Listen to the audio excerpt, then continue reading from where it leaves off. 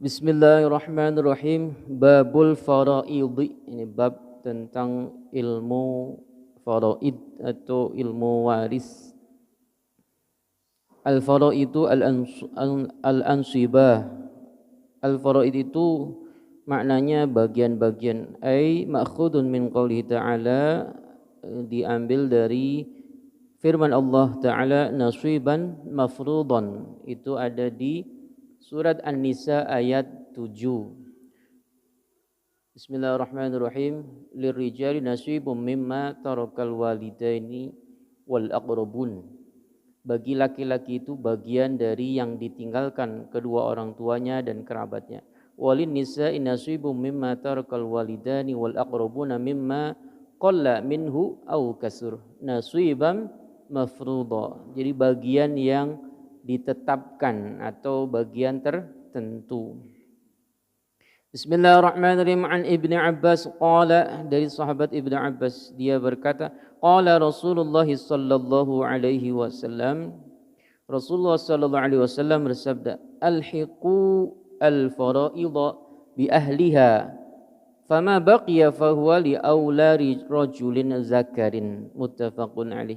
Alhiqu al-faraidha, sampaikanlah faraid di ahliha, pada ahlinya atau keluarganya. Fama baqiya, maka adapun ada yang tersisa, fa huwa li aula rajulin zakarin, yang tersisa itu yang paling dekat laki-laki, hubungan kerabat laki-laki.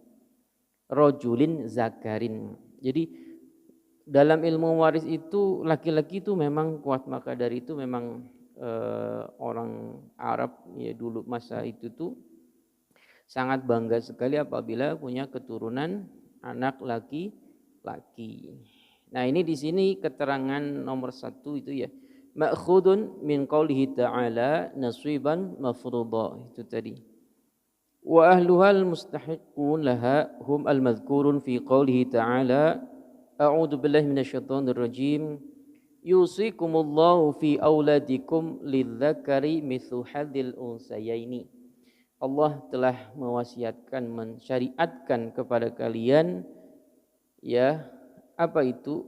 Fi auladikum, di anak-anak kalian ya. Lidzakari mithlu hadzil unsayaini. Bagian laki-laki itu serupa dengan dua bagian sama dengan dua orang perempuan, dua anak perempuan. Nah, kemudian fa in kunna nisaan fauqasnataini falahunna sulusa ma taraka. Jika anaknya itu nisaan, perempuan semua. Fauqasnataini, jumlahnya lebih dari dua ya. Fauqasnataini berarti dua atau lebih. Falahuna, maka bagi anak-anak perempuan itu sulusa ma taraka, ada 2/3 dari yang diwariskan.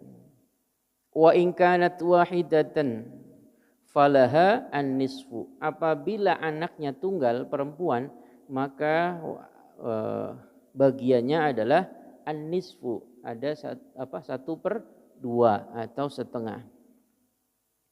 Wali abawaihi, dan bagi kedua orang tuanya, likulli wahidin minhuma as-sudusu. Bagi kedua orang tuanya ya bapak dan ibu masing-masing, likulli wahidin minhuma, masing-masing itu mendapat as-sudusu, ada 1/6. Mimma taraka in kana lahu walad ya. Mimma taraka in kana lahu walad, catatannya kalau memang ada keturunan, ada anak, itu jelas bahwa anak itu yang berhak mendapat waris dengan ada ketentuannya. Dan kedua orang tuanya itu mendapatkan 1/6. Fa illam yakul lahu waladun, apabila tidak punya anak, wa warisahu abawahu, maka kedua orang tuanya itu yang mewarisinya. Fali ummihi as-sulusu, bagi ibunya itu 1/3, sisanya untuk bapaknya. Jadi bapaknya dapat sisa 2/3, kan sama. Jadi balik lagi ke lidzakari mislu hadzil unsain. Jadi kesetaraan di situ, bapaknya dapat asobah yaitu 2/3 ya, karena setelah dikurangi hak ibunya. Ini satu kasus contoh Pak, ini saya berhenti di ayat sini dulu. Contoh kasus manakala ada seorang anak muda atau bujangan atau masih gadis, dia sudah bekerja, sudah punya harta, orang tuanya, bapak dan ibunya masih hidup. Ditakdirkan oleh Allah dia sakit dan meninggal. Berarti meninggalkan harta waris. Warisnya untuk siapa? Ya untuk orang tuanya. Itu. Fali ummi as-sulusu, ibunya itu 1/3. Bapaknya masih hidup, berarti sisanya untuk bapak. Sisa setelah dikurangi 1/3 berapa? Nya 2/3 itu.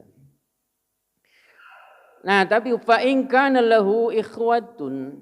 Nah, ini apabila ada saudara, ya, fali ummihi as-sudusu, maka bagi ibunya itu 1/6 min ba'di wasiyati yusi biha aw dainin aba'ukum wa abna'ukum la tadruna ayyuhum aqrabu lakum naf'a fariidatan minallah innallaha kana 'aliman hakima.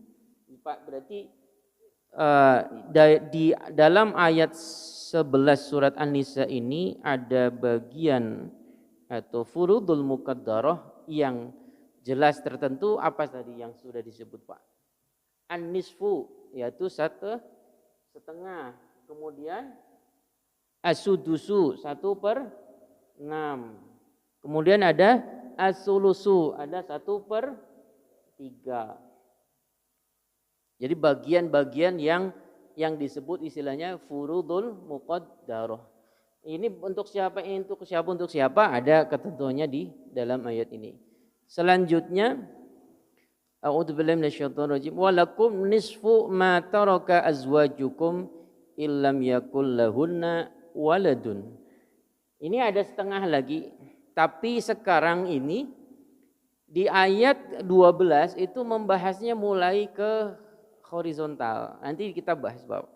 Di dalam hadis ini nanti hadis berikutnya itu la yarisu al-muslimu al-kafira wa la yarisu al-kafiru al-muslima.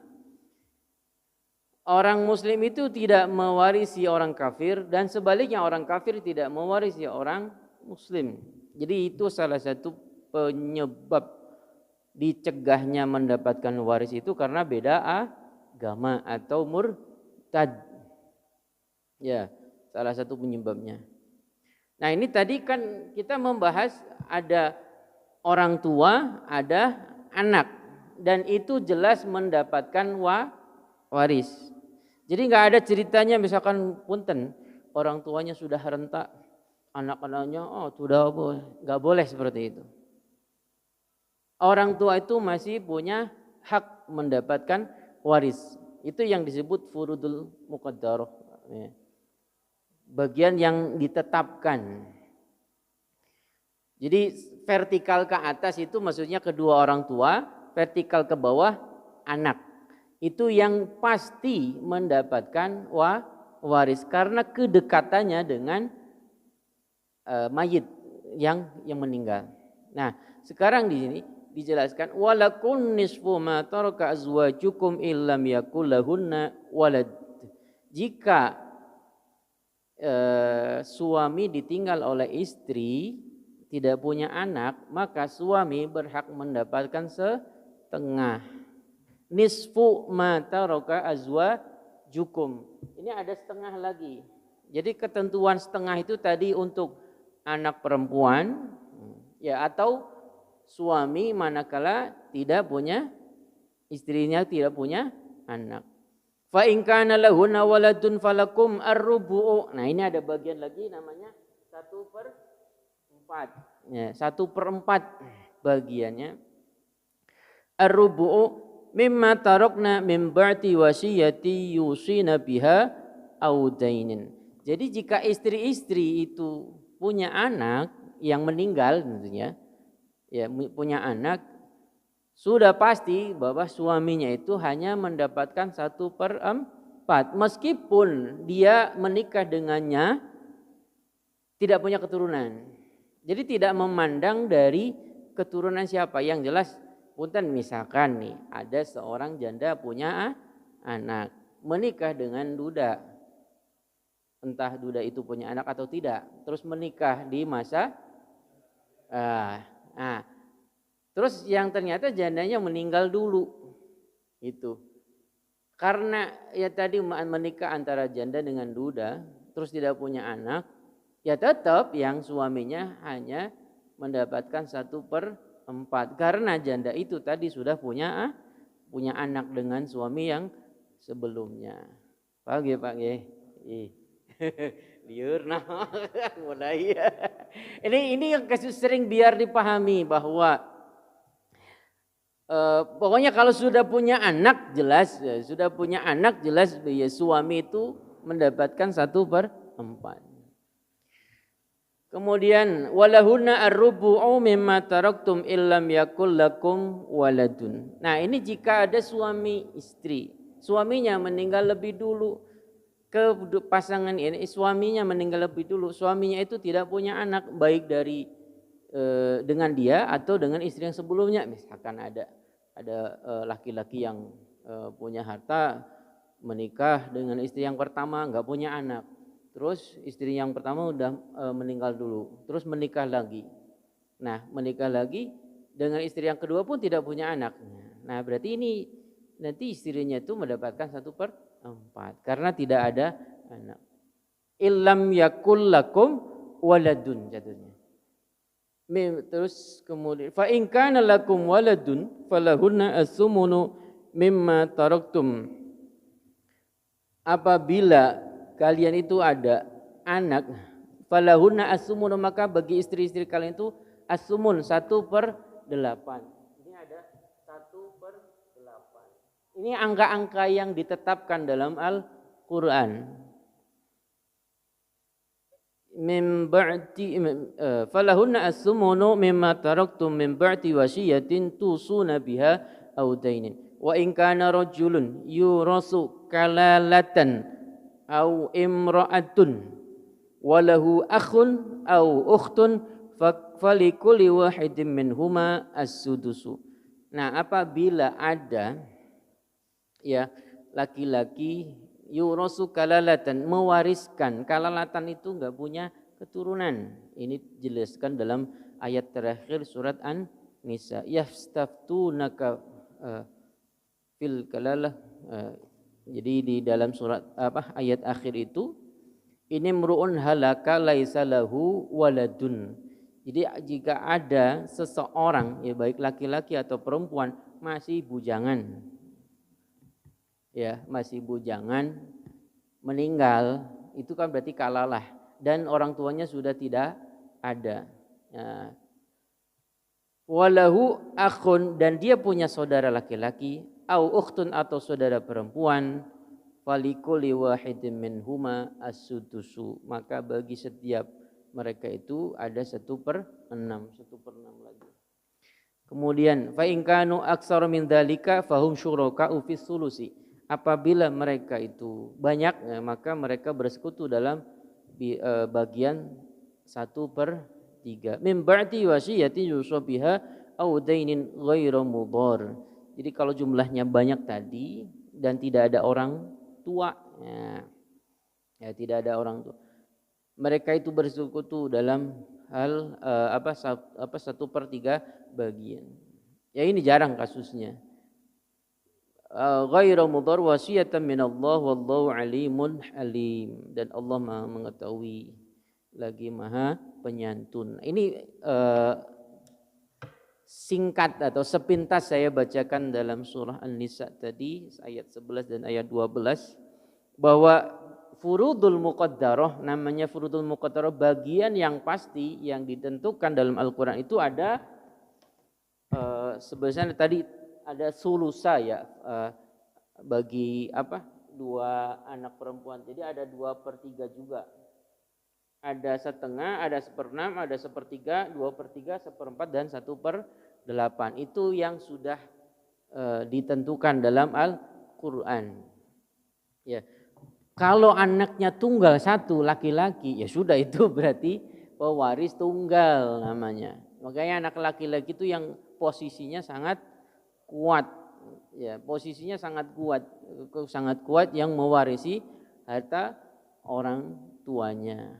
Dan ini punten ya, ya mohon maaf ya, yang sering terjadi, bukan sering terjadi ya, sering jadi pertanyaan itu ketika ada, ya karena rasa iba, mungkin karena pengen sama rata atau pengen apa-apa. Ya gini Pak, namanya ketentuan hukum agama dalam Al-Qur'an itu harus dijalankan. Ya, adalah harus dijalankan. Akad dulu pembagiannya seperti apa? 2:1.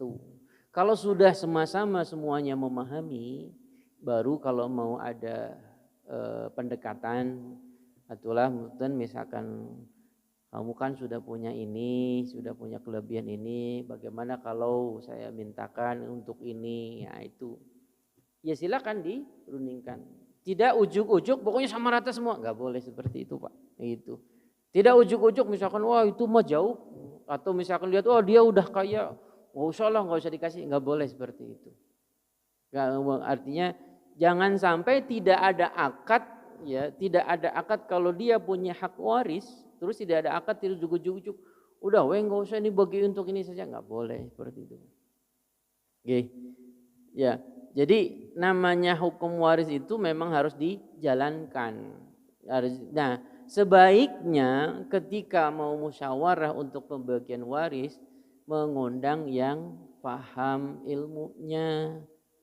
Ya, bukan mengumbar, tuh udah siun nanti para syiah, bukan seperti itu. Insya Allah kalau ada orang yang paham ilmunya gitu ya, lebih cepat menyelesaikan. Karena kalau tidak ada yang paham ilmunya, kemudian hanya rundingan dalam keluarga, punten, yang terjadi biasanya itu saling mengungkit-ungkit masa lalu dan akhirnya tidak menyelesaikan masalah gitu. Tapi insya Allah kalau misalkan rundingan bareng-bareng terus mendatangkan yang paham ilmunya, ya kiai dalam arti atau ustadz atau apa sebagai saksi yang ya mengadili tentang pembagian warisnya, nah insya Allah akan lebih cepat terselesaikan.